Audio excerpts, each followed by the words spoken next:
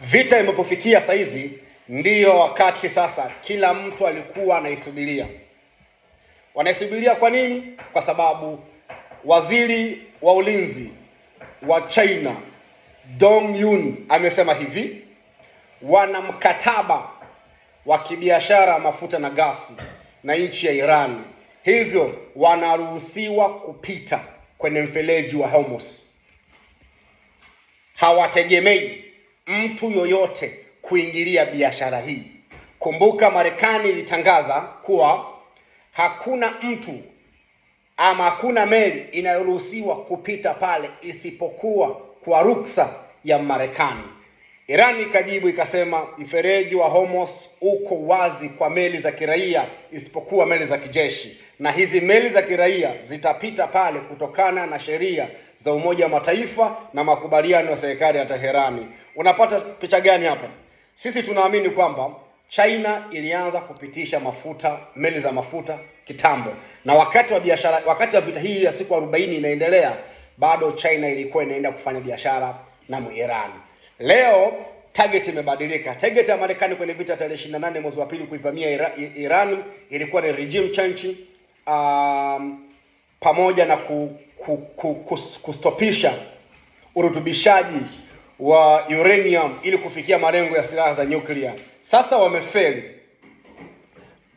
Mpango umebadilika, imekuwa ni mfereji wa Hormuz. Nini kitatokea? Ndio tunaenda kwenye vita vya tatu vya dunia. Hapa ndipo pabaya. Hapa ndipo watu walikuwa wanapasubiria China ataingiaje. Sasa Marekani yeye kasema hakuna meli itakayopita. Sisi tunaamini Marekani ana nguvu. Akisema amesema.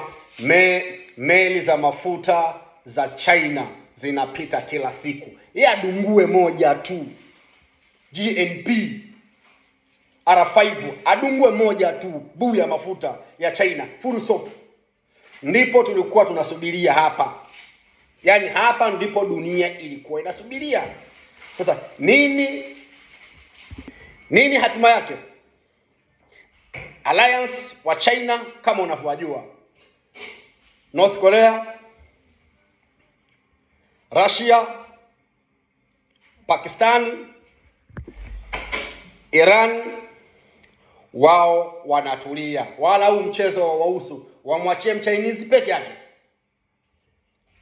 kwa sababu Marekani imetangaza kwamba Hormuz uko kwenye control yao. Kwa hiyo hakuna meli inakayoweza kupita pale, na meli zinapita kila siku.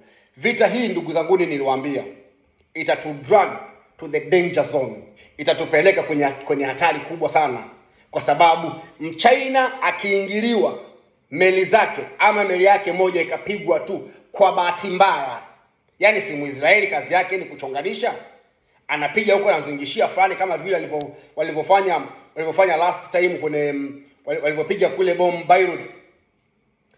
Afanye tu mistake, apige tu ndege ya Mchina, apige tu meli ya mafuta ya Mchina ama gesi, poof.